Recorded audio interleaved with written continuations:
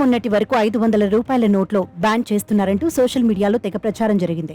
ఈ వార్తలపై RBI clarity ఇచ్చింది. ఈ వార్తల్లో వాస్తవం లేదని, 500 రూపాయల నోట్లు బ్యాన్ చేయడం లేదంటూ వివరణ ఇచ్చింది. అయితే ఇప్పుడు 10 రూపాయల నోట్లపై కూడా అలాంటి వార్త ఒకటి సోషల్ మీడియాలో వైరల్ గా మారింది.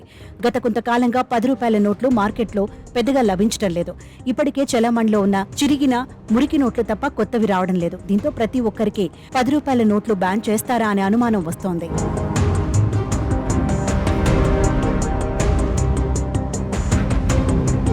ప్రస్తుతం మార్కెట్లో కొత్త పాత నోట్లు కొన్ని అందుబాటులో ఉన్నాయి. అయితే ఈ 10 రూపాయల నోట్లు జేబులో పెట్టుకుంటే చిరిగిపోయే దుస్థితిలో ఉన్నాయి. 10 రూపాయల నోట్లు ఎందుకు ఇంత దారుణమైన స్థితిలో ఉన్నాయో చాలా మందికి తెలియదు. మార్కెట్లో 10 రూపాయల నోట్లు ఎందుకు అందుబాటులో లేవో కూడా తెలియదు.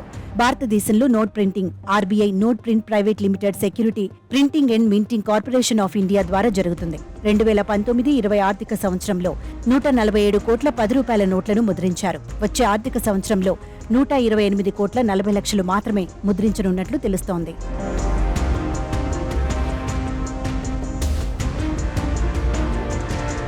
రెండు 2021-22 ఆర్థిక సంవత్సరంలో 75 కోట్ల 10 రూపాయల నోట్లను మాత్రమే ముద్రించారు.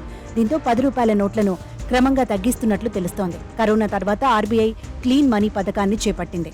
ఈ సమయంలో పాత చిరిగిన నోట్లను కూడా రద్దు చేశారు. 20 రూపాయల నోట్ల కంటే 10 రూపాయల నోట్లను తయారు చేసేందుకు ఎక్కువ ఖర్చవుతుందని ఆర్బీఐ పేర్కొంది. కొత్త 10 రూపాయల నోట్లు మార్కెట్లోకి రాకపోవడానికి ఇది ఒక కారణమని నిపుణులు చెబుతున్నారు.